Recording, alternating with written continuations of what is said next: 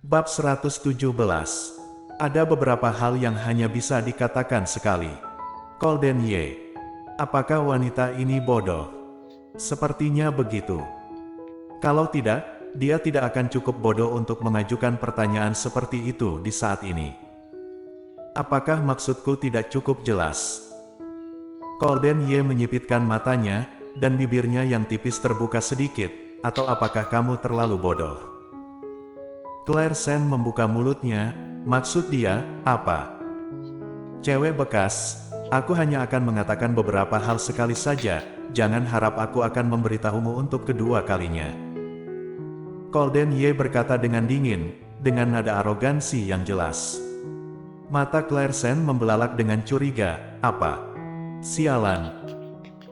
Golden Ye melihat ekspresi penasarannya saat ini, dia ingin sekali menangkapnya dan memukuli pantatnya dengan keras. Dia sudah mengatakan semua yang tidak mungkin dikatakan, tapi pada akhirnya wanita ini tidak mengerti sama sekali. Memikirkan hal ini, bibir Golden Ye berkedut ringan, dan suaranya menjadi sedikit dingin. Sepertinya aku tidak dianggap seperti suami di matamu. Claire Sen, tolong jelaskan, apa maksudmu? Aku tidur nyenyak di ranjang kecil sebelumnya. Kenapa tiba-tiba berbagi ranjang yang sama? Apakah karena aku denganmu? Sebelum dia selesai berbicara, Golden Ye menyela sedikit, cukup. Kemarahan yang tiba-tiba itu membuat orang takut, alis serta mata Golden Ye diwarnai dengan warna jelek. Jangan tanya kalau tidak tahu, wanita bodoh, jika ingin tidur di ranjang kecilmu itu, suruh pelayan pindahkan kembali. Kamu kira aku mau tidur bersama cewek bekas sepertimu? Itu namanya penurunan harga. Memalukan. Claire Sen. Golden Ye menggulingkan kursi, berbalik dan meninggalkan ruangan. Setelah dia pergi, ruangan menjadi tenang kembali. Dada Claire Sen naik turun oleh kata-kata di belakangnya. Tidak mungkin meminta pelayan untuk membantunya memindahkan ranjang kecil itu kembali, tapi karena dia merasa bahwa tidur dengannya adalah penurunan harga, dan jika memalukan, maka dia tidak akan menjilati wajahnya dan menempelkannya. Tidur di lantai bisa. Claire Sen pergi mencari pelayan dan meminta 2 selimut lagi. Lantainya telah dibersihkan dengan sangat bersih. Dia membentangkan 2 selimut di lantai dan memindahkan bantal dan barang-barangnya kembali. Tiba-tiba 2 dari 4 setel di tempat tidur hilang. Hanya spray biru dan bantal biru yang tersisa, kosong, tampak sepi. Claire Sen pergi mandi setelah membereskan barang-barangnya sendiri, dan langsung tertidur setelah mandi. Di tengah tidurnya, dia tiba-tiba merasa seolah-olah seseorang sedang menarik selimutnya. Dia sangat mengantuk dan tanpa sadar memeluk selimut itu dengan erat, tetapi selimut itu masih ditarik. Claire Sen membuka matanya dengan cepat, dan kebetulan berpapasan dengan sepasang mata yang dingin. Golden Ye. Apa yang kamu lakukan? Tuntut Claire Sen. Golden Ye menatapnya dengan dingin, menurutmu? Claire Sen menenangkan diri untuk beberapa saat sebelum duduk dan mengencangkan selimut di tangannya. Aku sedang tidur nyenyak, kamu malah ambil selimutku, dan masih bertanya padaku. Golden Ye mencibir, selimut itu milikmu. Baiklah, dia memang mengambil selimut itu dari tempat tidur Golden Ye. Kamu bisa gunakan selimutmu sebelumnya. Claire Sen berkata, kamu menyuruh pelayan untuk membereskan selimutku sebelumnya, selimut ini seharusnya diberikan padaku. Dia benar-benar mengantuk, dia menjadi semakin mudah mengantuk sejak dia hamil. Setelah berbicara dengan Golden Ye, Claire Sen tidak repot-repot berdebat dengannya lagi dan meletakkan selimut di lengannya, yang sebelumnya ada di lemari. Silahkan ambil sendiri, aku tidur dulu.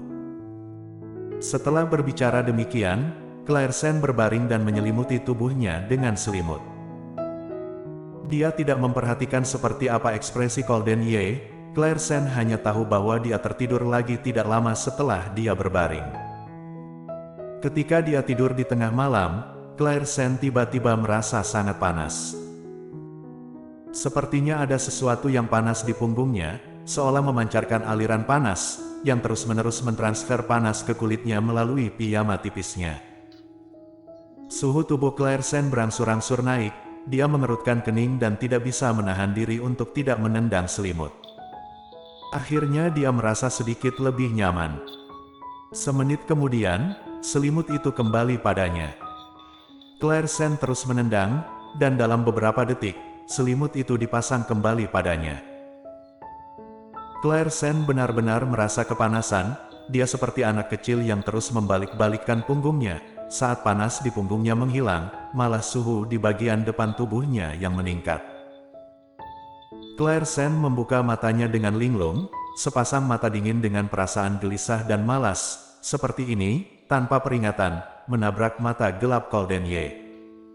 Di bawah matanya, seperti ada bintang-bintang yang cemerlang, yang terlalu indah untuk diucapkan. Claire Sen menatap kosong untuk waktu yang lama, dia berkedip, mau tidak mau mengulurkan tangannya, dan mendarat di wajah Golden Ye. Ketika ujung jarinya hendak menyentuhnya, rasa kantuk melanda lagi, dia menutup matanya dan dengan cepat tertidur. Bersamaan dengan rasa kantuk itu, ada juga nafas panas di hadapannya, sesuatu yang lembut menempel di bibirnya. Claire Sen secara refleks menarik diri, benda lembut itu seperti tidak puas, lalu bergerak maju sedikit, menekan keras pada bibirnya yang lembut. Baiklah, Claire Sen yang tidak bisa menghindar juga malas meladeninya, jadi dia terus tidur. Dia baru saja tidur kurang dari 2 detik, kelembutan di bibirnya benar-benar bergerak, menggulung bibirnya, seperti makan jeli, perlahan terasa. Menjilatnya, menggigitnya, mencongkelnya. Claire Sen berbisik pelan, dan di bawah serangan lawan, dia kehilangan kekuatannya, hanya membiarkan ujung lidah lawan menembus gerbang kota seperti pasukan musuh, dan kemudian menghantam setiap tempat di sudut mulutnya. Suara tidur Claire Sen meledak ke telinga Golden Ye seperti sihir, suara itu membuat perut bagian bawahnya panas, dan tangannya yang besar perlahan naik ke punggungnya. Ciuman itu berangsur-angsur semakin dalam, Golden Ye hampir bisa mendengar detak jantungnya di malam yang sunyi itu. Duar, duar. Setiap saat, seperti kembang api yang bermekaran di malam yang sunyi. Meski berjauhan, suara itu seolah menghantam jiwa sekaligus. Dia menjelajah terlalu banyak, Claire Sen akhirnya tidak bisa tidur nyenyak, alisnya yang halus berkerut, dan tangan kecilnya mendorongnya tanpa sadar. Golden Ye meraih pergelangan tangannya, dan tubuhnya yang tinggi hanya berguling dan menekan langsung ke tubuh Claire Sen. Pada saat ini, Claire Sen benar-benar menyadari ada sesuatu yang tidak beres, dia perlahan terbangun dari mimpinya. Saat pertama kali membuka mata, tidak ada yang terlihat di depannya, gelap, tetapi dia bisa dengan jelas merasakan seorang pria kuat menekannya, dan bibir pria itu menangkapnya. Tertegun selama hampir 10 detik, Claire Sen bereaksi keras terhadap apa yang telah terjadi. Matanya yang indah melebar dalam kegelapan, dan tubuh mungilnya berjuang keras dalam pelukan Golden Ye. "Lepaskan aku." Golden Ye mengerutkan bibirnya dan tersenyum rendah. Sekarang baru bereaksi, bukankah sudah terlambat?" Dengan suara Golden Ye, tubuh Claire Sen membeku di tempat, dan tiba-tiba dia menggigit Golden Ye dengan keras. Tis. Suara Golden Ye terdengar dalam kegelapan, Claire Sen memakinya diam-diam karena Golden Ye pantas mendapatkannya, kemudian mendorong tubuh Golden Ye yang tinggi menjauh. Bersambung.